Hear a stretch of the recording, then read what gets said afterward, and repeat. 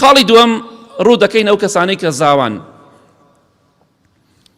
کە ئەمڕۆ زۆربەیان لە مزگەوتەکانە دانیشتوونە، گوێ لە خودبە ئەگرن.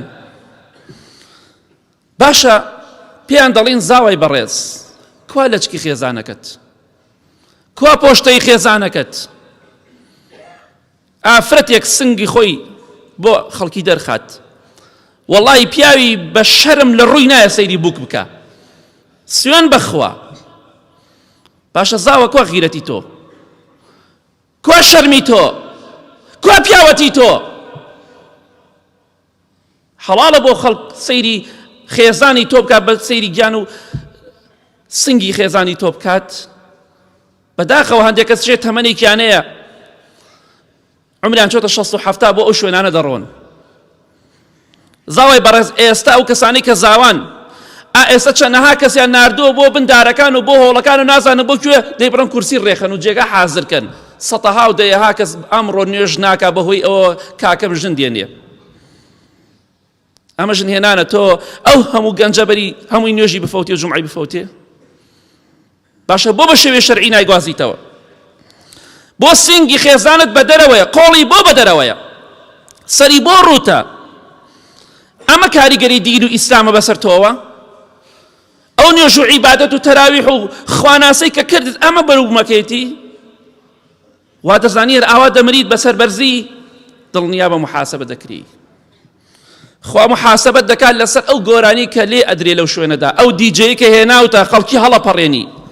وەڵڵی جاری وایە هەندێک پیاو دەبینی هەڵەپەڕی، پیاو شەرمەکات بە قورئان.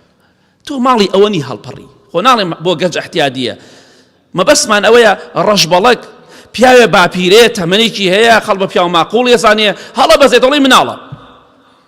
ئەوە سیفەتی کەی پیاوە؟ پیاوی ماقوڵە بێت زۆر لەوە گەورەتر بێ هەڵبەزێتەوە. بۆی تۆ ئەگەر مناڵێک لە مەجلیسێکە هەڵبەزێتەوە زۆر ناشرینە بەخوا، لانەی بڕۆ دەرەوە، ئەیکەنە دەرەوە، ئەڵێن عیبە تۆ لە مەجلیسا بۆ هەڵەبەزیتەوە. ئەی باشە بۆ مناڵ عیبە، بەس بۆ پیاو عیب نییە بە جامانەیەک و هەڵەپەڕێ، بە ڕیشی سپیە و هەڵەپەڕێ. زاوە تۆ تاوانباری سەرەکیت، بۆیە لە خوا بترسە. ئەمە بۆیە باسەکەن چونکە ئەمە دەردی کۆمەلگایە، ئەو کۆمەلگای کە تووشی دەرد و نەخۆشی و تاوان و گوناه بووە. دیجەیەکی هێت ئێوە ناو هەتا ئێوارە گۆرانی ئەڵێ هەڵەپەڕێ خەڵکی، کچ و کوڕ تێکەڵاو بووە. ئەمە باسی ئەو کەسانە دەکەن کە تاوان دەکەن و کچ و کوڕیان تێکەڵاو کردو و گۆرانی و هەڵپەڕکەی پیشەیانە. ئەگەر بمری لەو ڕۆژەدا چیت بەسەرا دێزاوە؟ محاسبەی ئەو هەموو خەڵکە لەسەر تۆیە، چونکە تۆ سەبەبی بۆی ئەو جەوە شەیطانی بۆ خەڵکی دروستکەی.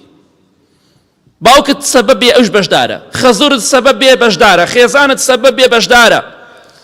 بۆیە زاوای بەڕێز بە شێوەیەکی کە خوا پێی خۆشە خێزانەکەی خۆت بگوازەرەوە، با جلێ بکاتە بەری شەرعی بێ، با سنگ و قۆڵ و سەر و پشت و شوێنەکانی قاچی خۆی دەرنەخات بۆ خەڵکی نامەحرەم، بۆ خەڵکی بێگانە.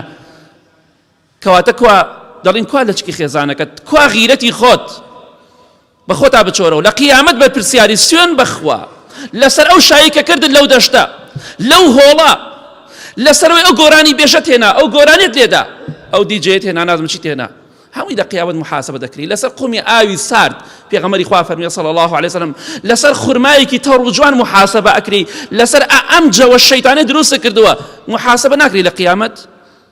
بۆیە لە خوا بترسە، تەقوای خوا بکە، ئەو ڕۆژە ئەگەر بمری ئاخر شەڕە بیت.